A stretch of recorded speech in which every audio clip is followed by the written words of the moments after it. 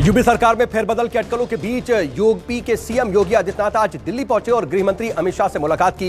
योगी आदित्यनाथ का दिल्ली आना अहम माना जा रहा है। योगी और गृह मंत्री के बीच कैबिनेट विस्तार पर भी चर्चा होने के कयास लगाए जा रहे हैं। सीएम योगी कल सुबह 11 बजे पीएम मोदी से मुलाकात करेंगे। पीएम से मुलाकात के बाद योगी पार्टी अध्यक्ष जेपी नड्डा से भी बातचीत करेंगे।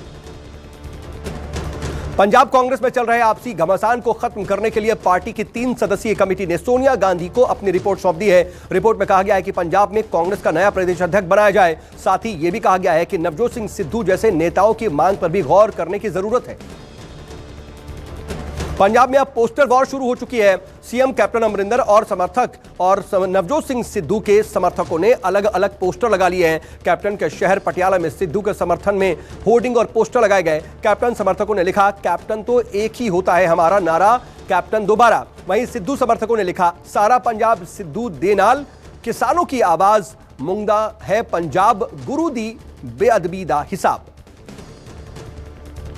यूपी के आगरा में बड़ा सड़क हादसा हुआ है। खराब खड़े एक ट्रक को बस ने पीछे से टक्कर मार दी। इस हादसे में 4 लोगों की मौके पर ही मौत हो गई, जबकि 10 से 12 लोग घायल हो गए। हादसा आगरा के एतमादपुर के पास नेशनल हाईवे पर हुआ। कई घंटों बाद रास्ते को खाली कराया गया। मरने वालों के परिवार में मातम पसरा हुआ है। बिहार के हाजीपुर में दिन दहाड़े बदमाशों ने एक बैंक में डकैती डाल दी। बैंक से सरेआम बदमाशों ने 1 करोड़ 19 लाख रुपए लूट लिए। बदमाशों ने डकैती के दौरान ग्राहकों और बैंक कर्मचारियों को बंधक बना लिया था और लूटपाट के बाद हथियार लहराते हुए फरार हो गए। सीसीटीवी की मदद से बदमाशों की पहचान की जा रही है। एटीएस ने बिहार के बांका में हुए धमाके की जांच शुरू कर दी है। 2 दिन पहले एक ब्लास्ट के बाद बांका में मदरसे की छत ढह गई थी। पहले सिलेंडर ब्लास्ट की बात कही गई, लेकिन मौके से हाई डेंसिटी विस्फोटक मिले थे, जिसके बाद आतंकी कनेक्शन का शक है। ऐसी आशंका जताई जा रही है कि धमाकों के पीछे जमात उल मुजाहिदीन बांग्लादेश का हाथ हो सकता है। आतंकी कनेक्शन की बात सामने आने के बाद एनआईए भी सक्रिय हो गई है। यूपी की राजधानी लखनऊ में पेट्रोल डलवाने आए युवकों ने जम करके हंगामा किया। बताया जा रहा है कि युवकों ने गाड़ी में मुफ्त हवा न मिलने पर बवाल कर दिया। युवकों ने गाली गलौज के साथ पेट्रोल कर्मियों से मारपीट भी की। हमले के दौरान पेट्रोल पंप का गार्ड बुरी तरह से घायल हो गया। पुलिस पूरे मामले की जांच में जुटी है।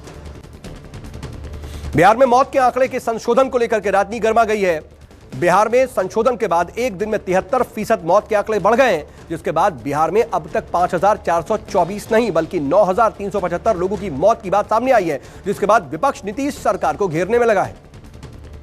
आरजेडी और कांग्रेस ने मौत के आंकड़े को नीतीश सरकार की घोर लापरवाही बताया। तेजस्वी यादव ने नीतीश सरकार पर करारा वार करते हुए कहा कि नीतीश सरकार ही फर्जी है तो आंकड़े तो फर्जी होंगे ही। ट्वीट करके तेजस्वी बोले, नीतीश सरकार मौतों का जो आंकड़ा बता रही है उससे 20 गुना ज्यादा मौतें हुई हैं।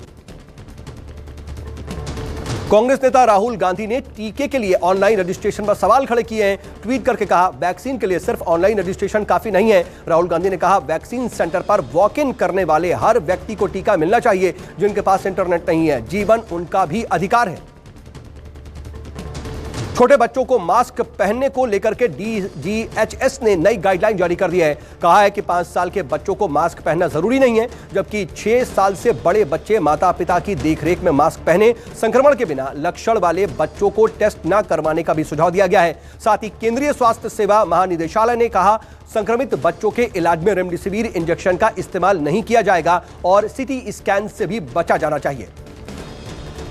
बंगाल के कलियाचक से एक चीनी नागरिक को हिरासत में लिया गया है। बीएसएफ की 169वीं बटालियन ने संदिग्ध चीनी नागरिक को पकड़ा है। चीनी नागरिक के पास से पासपोर्ट, लैपटॉप, मोबाइल फोन बरामद किया गया है। जब वो बांग्लादेश सीमा से अवैध रूप से घुसपैठ कर रहा था, तभी बीएसएफ जवानों ने उसे दबोच लिया। तमाम एजेंसियां पूछताछ में जुटी है।